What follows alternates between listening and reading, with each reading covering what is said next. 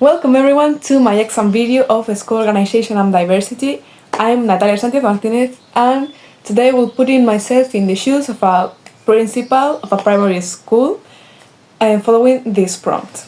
I'll be implementing the best of diversity measurements to satisfy the experience of every person, every student, every teacher and every parent in my school. Let's start. The center of the elementary and primary school where I'm the principal is called K-12 and it has the following conditions.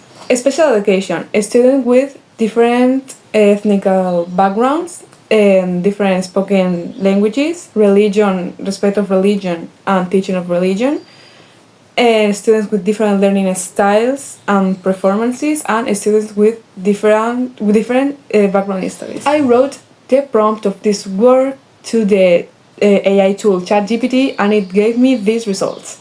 I asked it to give me the results the prompt asked for and ChatGPT gave me these 10.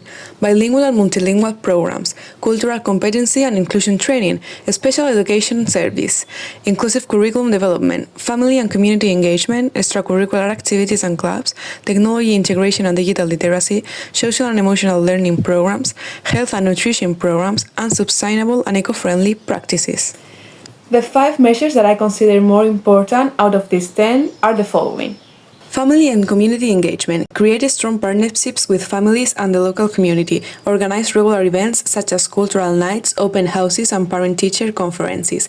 Establish a parent advisor council to gather input and feedback from families about school policies and programs. Technology integration and digital literacy. Invest in technology infrastructure and digital literacy programs. Equip classrooms with modern technology and provide training for both teachers and students on how to use digital tools effectively. This will help bridge the digital divide and prepare students for the future. Special education services. Expand special education services to ensure that all students with disabilities receive the support they need.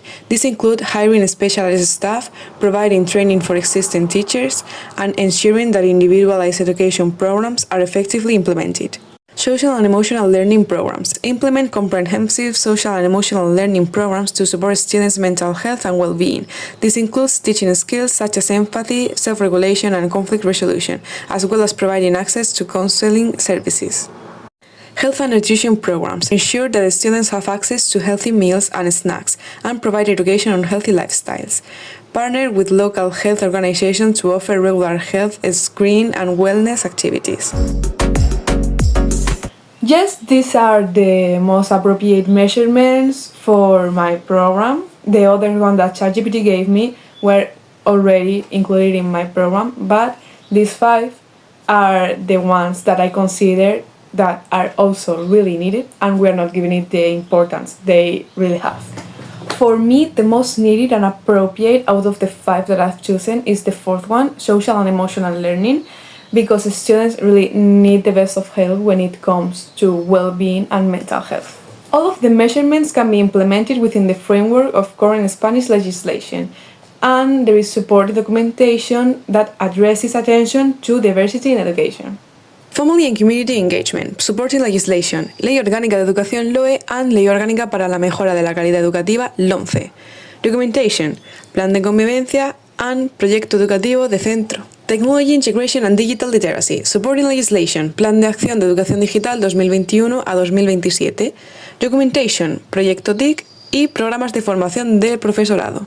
Special Education Services. Supporting Legislation. Ley Orgánica 8/1985 de Derechos y Libertades de los Extranjeros en España y su integración social y Ley Orgánica de Educación LOE and LOMCE. Documentation. Plan de Atención a la Diversidad PAD e Informe Psicopedagógico. Social and Emotional Learning Programs. Supporting Legislation. Ley Orgánica de Modificación de la LOE, LOMLOE. And Documentation. Programas de convivencia y mediación escolar y planes de acción tutorial PAD. Health and Nutrition Programs. Supporting Legislation. Ley 17/2011 de Seguridad Alimentaria y Nutrición. And Documentation. Programas de Educación para la Salud EPS y menús escolares. The actors affected by these measurements are the students, the teachers and staff, the parents, the school, the government, and the technology providers. The relationship affected in these measures are student-student, teacher-teacher, student-teacher, teacher families, families school, and school government relationships. Some areas not addressed in educational diversity by the AI are socioeconomical diversity, sexual and gender diversity, and rural and remote education. Relationships not addressed in the AI proposal linked to the ones of the previous questions are low-income student resources, LGBTQ+ student school, and rural student school relationships. As a principal of the school K-12, the 5 main points of our program related to coexistence and the factors that associate them with organization are Anti-bullying programs, clear policies and procedures, and preventive education. Conflict resolution and mediation, peer mediation programs, and conflict resolution skills. Inclusive extracurricular activities, broad range of activities, and accessible programs. Safe and inclusive environment, safe spaces, and inclusive facilities. Student voice and leadership, student councils, and leadership opportunities. How do these points reflect the essential elements of my leadership style? Let's start for the first one. Anti-bullying programs. It emphasizes fostering a safe and respectful school environment for all students by prioritizing the well-being of students and addressing negative behavior head-on. With this, a positive school climate is demonstrated. Conflict resolution and mediation. It indicates the commitment to teach students essential life skills for managing interpersonal conflicts constructively.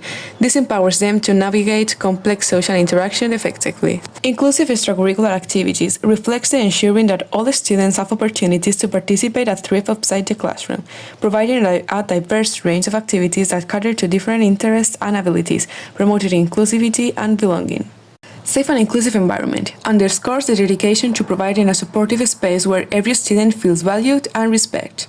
A student's voice and leadership. It empowers a student to take an active role in shaping their educational experience. It also fosters a sense of ownership and accountability. Finally, I chose these points because they fit with the context and conditions of my center, and not only that, they are essential and something every school needs to have. They provide a healthy environment among students in all these forms, and also respect and opportunities for all. The elements of the diversity care plan that could be more critical for students with special needs as intellectual disabilities are quality improvement and accountability, including regular reviews. Periodically, we should take a step back to review and update our teaching practice and classroom policies. This ensures that we are always aligned with the evolving needs of our students. Feedback mechanism. Actively seek out and utilize feedback from both students and parents. This valuable input can guide us in refining our teaching strategies and improving our classroom management. Leadership and governance, including students' leadership opportunities. We should create chances for students with intellectual disabilities to take on leadership roles within the classroom. This empowers them and fosters a sense of belonging and confidence. Inclusive decision-making. Actively involve students in decisions about their learning and classroom activities. When students have a say in their education, they become more engaged and invest in their success. Patient and community engagement, including parent and guardian involvement. Maintain open lines of communication and actively involve parents and guardians in the planning and decision-making processes for their child's education. Their insights and participation are invaluable. Community resources. Collaborate with local organizations and specialists to provide additional support and resources for students. The partnership can enhance the educational experience and offer comprehensive support. The teaching strategies and resources that can be applied with these elements are universal design for learning. Implement UDL principles to provide multiple means of representation, engagement, and expression. This could include using multimedia resources, interactive software, and flexible workstations. Collaborative learning. Foster a cooperative learning environment where students work in diverse groups, encouraging peer support and collaboration. Activities like group projects and peer tutoring can be beneficial. Sensory-friendly spaces. Create a classroom environment that accommodates sensory sensitive with quiet areas, sensory tools, and flexible seating options. In my opinion, I think I deserve a 7 because in addition of having done all the assigned tasks of this course, I have also participated in class, I have helped my teammates, and I have answered questions in class.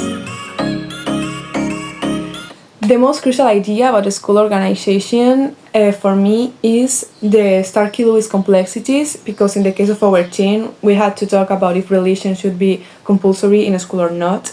And I like the way we all could reflect with data in such an open questions and topics. Something I had not thought of doing in a school organization is the task of grouping and the different type of groupings there are. In my case, we focus on Davis 2003, but the thing that I like the most is that there are several authors focused on this topic for a lot of years and still today.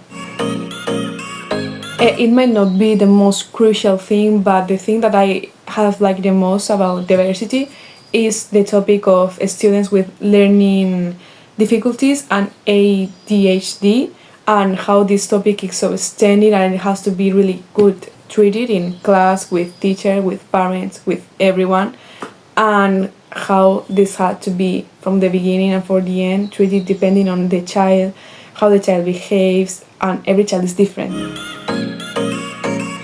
Yes, I'm aware of the importance of attending to diversity, especially because before the students were different and were given the attention needed and were apart, and now I have learned how to help them, how to deal with them and the attention they need, especially in Spain, and also how it's in other countries. I have learned to put myself in the shoes of a school principal and how to have a school which is secure, which is inclusive, which is respectful, and how to deal with problems if the students have any problems, and how to give security to their parents to know that they are in a good school. And that's all. I hope you enjoyed the video. Goodbye!